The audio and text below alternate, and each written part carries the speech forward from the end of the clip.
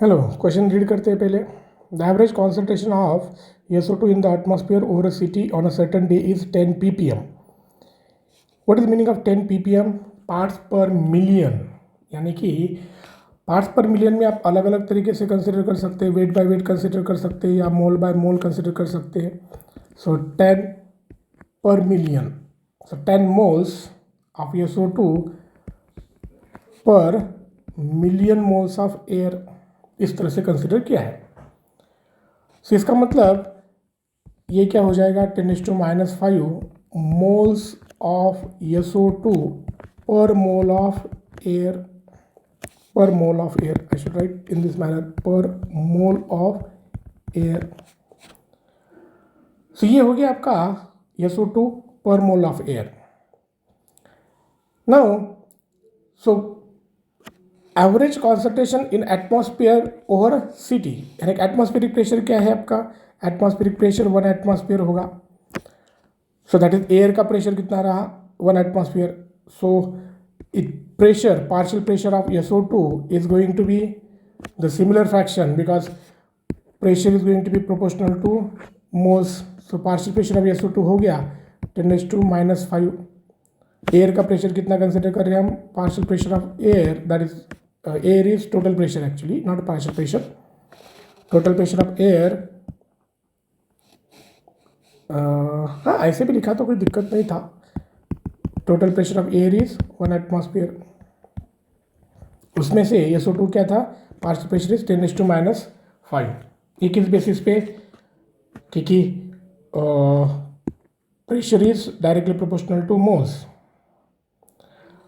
अब SO2 कितना soluble होगा, सोल्यूबिलिटी आपको चेक करना है। Unless and until you know the solubility, बाकी का आप कंसिडर नहीं कर सकते हैं, डिसोसिएशन या आगे वाला पार्ट। तो उन्होंने आगे का पार्ट दिया है कि solubility of SO2 at 298 is 3.653 mole per litre.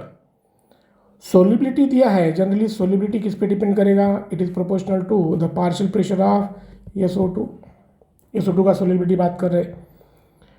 ये जो वैल्यू दिया है that is consider with 1 atmosphere of SO2। ऐसा एज्यूम करते हैं कि अगर SO2 का पार्शियल प्रेशर 1 एटमॉस्फेयर है तो उसका सोल्यूबिलिटी 13653 है। This is the assumption we are making कि पार्शियल प्रेशर ऑफ SO2 अगर हमने 1 एटमॉस्फेयर कंसिडर किया तो उसका सोल्यूबिलिटी क्या है, ये है।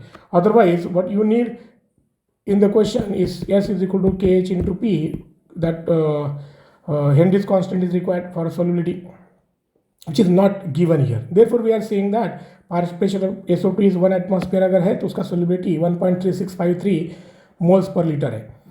Now what is the current partial pressure we have provided with 10⁻⁵। अगर ये 10⁻⁵ है तो इसका solubility क्या होना चाहिए। So if you see the solubility या the concentration, moles per litre का concentration, solubility here is the moles per litre. Solubility is going to be 1.3653 into 10⁻⁵, and this will be the concentration of SO2, that is the molarity of SO2 after dissolution in water, it is moles per litre, and it is the same number actually 65 minus 10⁻⁵। तो आपको solubility मिल गया या concentration मिल गया। SO2 का concentration हमें मिल गया तो आगे SO2 डिजॉल्व्स इन वाटर, और डिजॉल्व होने के बाद ये क्या बनने वाला है, H2SO3। अगर ये SO2 कितना डिजॉल्व हो रहा है, इतना, जितना डिजॉल्व होगा वही इसी का कॉन्सेंट्रेशन आएगा। तो इसका कॉन्सेंट्रेशन कितना हो जाएगा, 1.3653 into 10⁻⁵ is the concentration of sulphurous acid. Now this dissociates, ये सल्फ्यूरस एसिड डिसोसिएट होगा तो how this dissociation will takes place, H2SO3 this is dissociating to give H plus HSO3 minus. इसके लिए pKa दिया है उन्होंने 1.92। सेकंड आयनाइजेशन कांस्टेंट बहुत कम होगा, so we are considering only the first one and therefore the pKa is 1.92। तो K इसके हिसाब से हो जाएगा आपका, if I calculate it separately then it comes to be around 1.2 into 10⁻⁻²। आपके पास K अवेलेबल है। Now इसका Ka अवेलेबल है, कॉन्सेंट्रेशन भी पता है। तो just check now for this equilibrium what we have कि इसमें डिसोसिएशन कितना होगा, अल्फा निगलेक्ट करना है निगलेक्ट नहीं करना है। तो इसके लिए मैंने आपको एक मेथड बताया था, Ka/C अगर 2.63 इंटू 10⁻³ से कम होता है, तो जहाँ पर अल्फा कितना होता है 0.05 इतना होता है, तो आप अल्फा को निगलेक्ट कर सकते हैं 1 - अल्फा के टर्म में।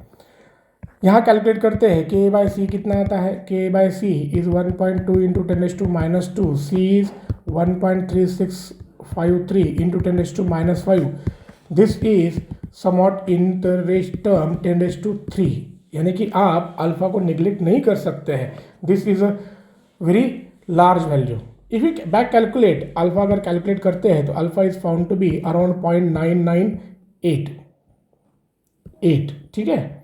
सो this is alpha value, that means this is dissociating almost completely. तो इस पे ध्यान देना है कि अल्फा निगलेक्ट करना है नहीं करना है। सो इसका मतलब क्या हो जाएगा कि ये अल्फा कैसे निकाला है actually, Ka/C is equal to α² upon 1 - alpha, ये टर्म यूज करके अल्फा को कैलकुलेट किया गया एंड इट इज 0.9988। सो इसे आप कंप्लीटली डिसोसिएशन मान के चलेंगे क्योंकि 0.9988 है। तो ये अगर कंप्लीटली डिसोसिएशन होने वाला है तो H+ कितना होगा, सिफा से ये C था इक्विलिब्रियम होने के बाद ये C - C अल्फा रहा, तो ये कितना रहा होगा C alpha and this is C alpha, यानी आपको pH कैलकुलेट करना है। So that means H+ is equal to C alpha consider करेंगे। C अल्फा में ये यूज़ कर रहा हूँ कैलकुलेशन के लिए, जो कि इस फार्मूला से कैलकुलेट किया गया है।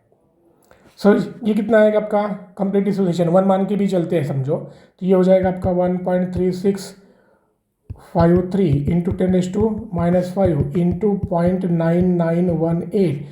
You can assume this alpha as a 1 also, यानी कि C के बराबर हो जाएगा। So for more appropriate answer I am going with 0.9918।